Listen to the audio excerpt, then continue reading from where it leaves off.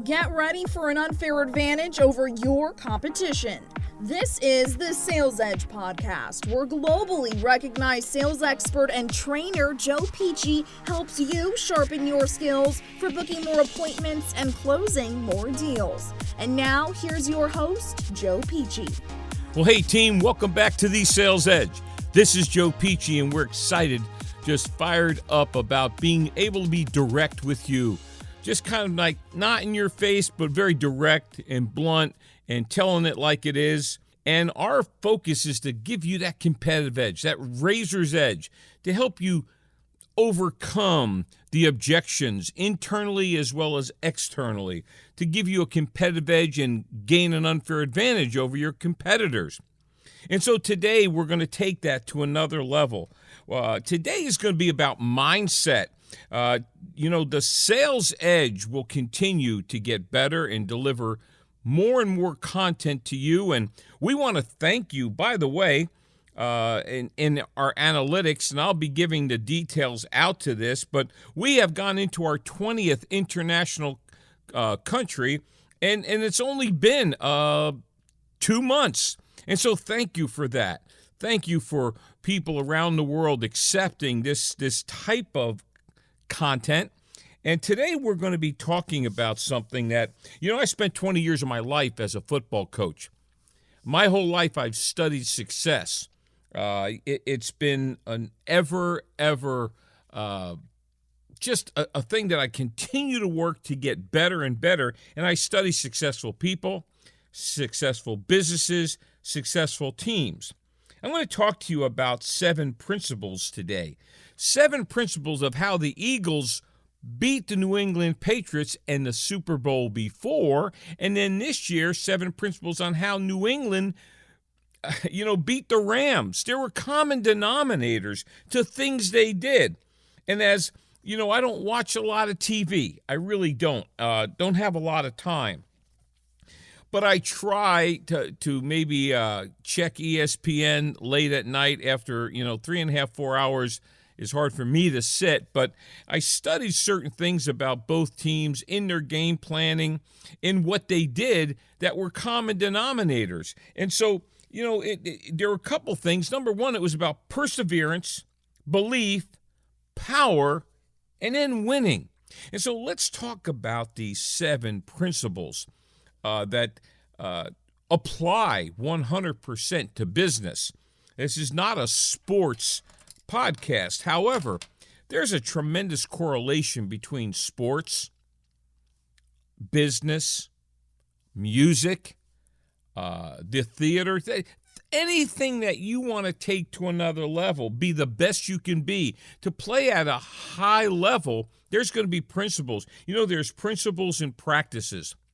Practices are things that can change. When the flip phone went to the iPhone, that's a practice.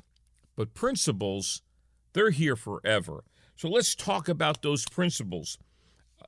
Number one, both teams trusted in their system or their process. In both situations, both teams were stretched to the max. Both teams were put in situations where their process was tested, their system was tested. But each team, 2 years ago, the Eagles, this year, the Patriots, they trusted in their process, they trusted in their system, and that's what really won the day for them. How does that work in business? Well, we talked about systemizing your business. We talked about having a process, and when things are not going well, when the economy drops, when your best client has left, you can rely on your process, you can rely on your system to help you move forward. So that's number one. Both teams trusted in their system and their process. Number two, both teams put team first. It was not about individual agendas.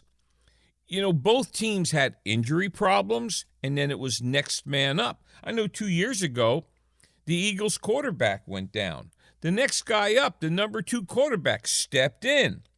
It wasn't about him. It was more about the system and the process, but then it was about teamwork. Really nobody caring about who got the credit. How about in business? Is it the ego that drives us, or is it the result? And so many times in business, there can be people putting their stake in the ground, wanting the credit, being that person that wants to put themselves first instead of the team or the company. Individuality is a great thing when it plays into the grand scheme of things. Here at Pici and Pici, Dawn is my partner, and we work together, and we never compete. We always look at which one of us is best to deliver for the client. At Pici and Pici, Dawn is the one that executes the LinkedIn training, whether for a company or for an individual. It's not my sweet spot. Now I know how to use LinkedIn well. 31% of our highest paying clients come from LinkedIn. However, who would deliver the best for our client is Dawn. So Joe gets out of the way, vice versa. When it comes to tactical sales, picking up that phone, booking appointments, when it comes to quality consultative presentations, when it comes to the sales cycle and skills, that's my sweet spot. So Dawn doesn't feel in any way put off or this is not the Joe show. It's what's best for the client. And so there's no individuality, there's the team. Well, I can tell you right now, in watching the Eagles and the New England Patriots, both of them, the team came first. It really didn't matter who caught the third down pass to make it a first down. It really didn't matter who got into the end zone. It really didn't matter who got the great sack. It really didn't matter, who knocked the ball down, who made the interception. What mattered was the team won. Number 3, both teams were able to shut out outside negativism. With the media and everything that's written out there, everything that we deal with, there's so much noise. There's noise around your business. There's the naysayers. There's the negatives. There's the people who say, you can't do that. There's the people who say, you know what I would do if I had your business? I would do X. There's nothing wrong. However, at some point in time, you've got to put cotton in your ears. You've got to believe in what you do.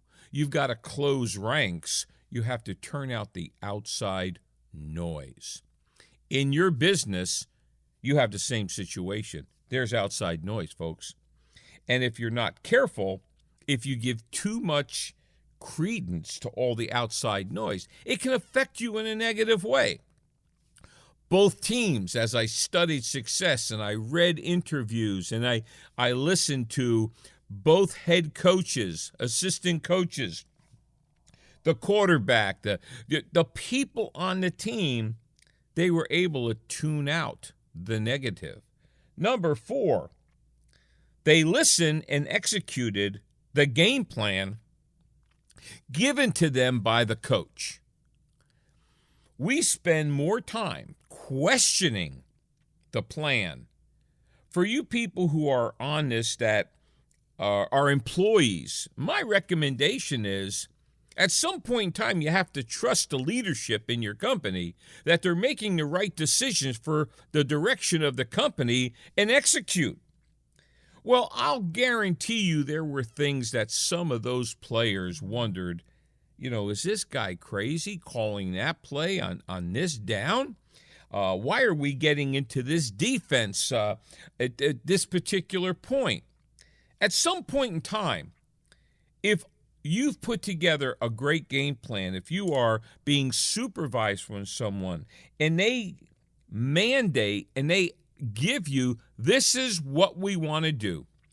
This is how we want to do it. At some point in time, you have to trust and execute.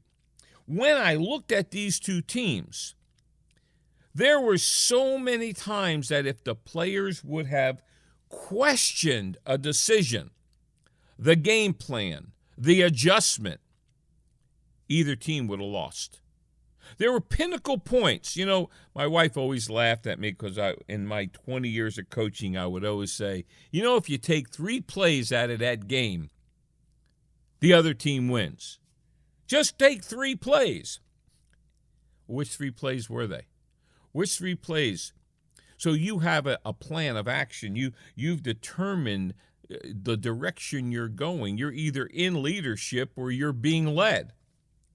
How many times are we going to question the direction instead of performing at a high level and executing? Number 5, they stayed aggressive and didn't back off. Whoa. I remember that play by the Eagles. They're down about the 10-yard line, and they ran this double reverse pass. That's a very aggressive move. Most people do not make those moves in a big game. In fact, most people get very conservative and tighten up in a big game. But they stayed aggressive. I'm challenging you. Are you staying aggressive in your business plan? Are you staying aggressive in your business? You know, I was talking to a very, very dear friend. We knew each other, 20 years, and every once in a while we'll catch up. He lives out in Ohio, and he said, "What's new?" And I started to just catch him up, and he goes, "You guys stay aggressive." He said, "Joe, less than a year ago, I talked to you, and you said you'd never give up your flip phone. Now you're podcasting. Joe, now you have this texting thing where people send you their information. Joe, now you're up to 17 ways of..." He said, "Joe, you're always throwing for the end zone." Are you? I mean, have you gone conservative in your business? Have you backed off being aggressive? Or are you still pushing the envelope, throwing for the end zone, playing to the next level? I think, a lot of people have fear, and fear, F-E-A-R, is false evidence appearing real. Most things we're afraid of really don't exist. And many people are so worried about failure that they don't succeed. So the thing that I watched in both these teams is they kept their foot on the gas pedal. At no time did they back off. At no time did they manage the game.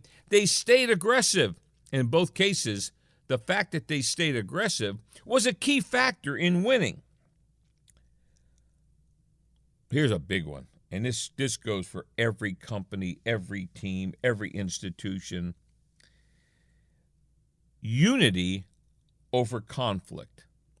I coached at the college level, and there's a lot of egos involved. The higher you get into the athletic realm, the more egos are involved. The more people think about their own agendas and their own statistics.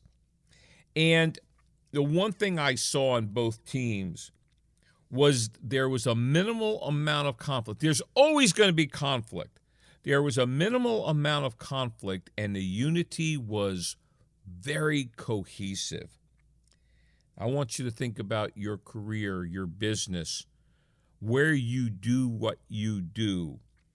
And if you have high conflict, you have low productivity. Do you have unity? I saw a really famous speaker the other day, and he said he just had to fire his star. And he said because it was cancerous. If you have a team, is there cancer in the team, and who is that cancer? Because cancer doesn't get better. You got to cut it out. Or are you or me, are we the reason there is conflict? Because conflict destroys. And the opposite of conflict is unity and cohesion and the ability to work out. There's going to be differences. There's going to be challenges.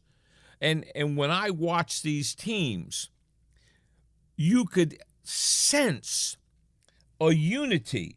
You could sense just a way that there was a minimal amount of conflict on those teams. You didn't see a whole lot of it, which really, really, really is important in what you do. Now, I will tell you it's not always easy, and I will tell you that you are going to have it. So you have to work out ways to minimize it. From there, here's a key, number 7, and my favorite. They kept fighting. They never dropped their head. In each case, both teams had times where there was a fumble, there was an interception, there was a problem, there was a missed tackle, somebody went off sides. They didn't let it get them down. They kept fighting. What gets you down? What gets me down? What gets in the way of continued aggressive fighting towards a goal? I know that the measure of your character is what it takes to stop you. And so what you saw in those teams was a never-ending fight inside of them. At no time did you ever see a player put his head down. How does that play out into business? Many times you lose a contract. Many times you lose a client. Many times somebody doesn't return your phone call. Many times people say, I want to do this. We're going to move forward. And then they go dark and you don't hear from them. There's a million things that happen in business that could, if you're not careful, cause you to put your head down and slow down. Do you keep fighting? Do you have that methodology that whatever it takes, no matter what, you're going to keep going? So when we start looking at these 7 principles, let's do an assessment. In your business, in your life, in your career, do you trust in your system and your process? Number 1. Do you put the team first? And if you are a one-person operation, do you put your client first? Because your client becomes part of your team. Number 3, do you shut out outside influences when they're negative? Can you put up those blinders and stop listening to the naysayers? Number 4, once your supervisor, once your plan, once everything is in line, do you execute without negotiating? Number 5, do you stay aggressive? Do you stay playing to win? Number 6, do you favor unity over conflict? Do you do what you have to do to resolve conflict so you can move on? And number 7, do you keep fighting no matter what? No matter whatever happens, do you keep fighting? I was in Ohio a week and a half ago. I was with a great company up there, and I met with the supervisor on Tuesday. I was going to train on Wednesday and Thursday, and darn if my hard drive didn't blow up, and I lost everything. And I started picking up the phone. I was calling people, and at 4:45, I got this wonderful person, Connie and Donna, to work with me, and just kept fighting. So when I walked in there on Wednesday, it was showtime, and no matter what, we were ready to play. I didn't say, oh no, you don't have time. You've got to keep fighting. So let me recap here. This is Joe Pici of Pici and Pici. Pici and Pici is the sponsor for the Sales Edge.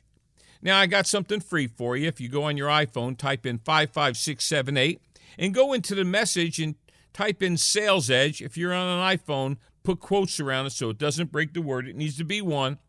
Send that. It's going to take you to a link that's going to give you some free downloads, ebooks, one on LinkedIn, and you probably have already heard Dawn speak on LinkedIn. Here at the Sales Edge, we want to be a resource to you. If you have any questions, and I invite you to send me questions, it's joe@PICIANDPICI.com, and put in the tagline Sales Edge questions, and I'll answer it either online. I can call you, I can do it on the air, however you want to be responded to. We're excited here at the Sales Edge to help you gain an unfair advantage over your competition. Keep fighting and we'll see you in the next one.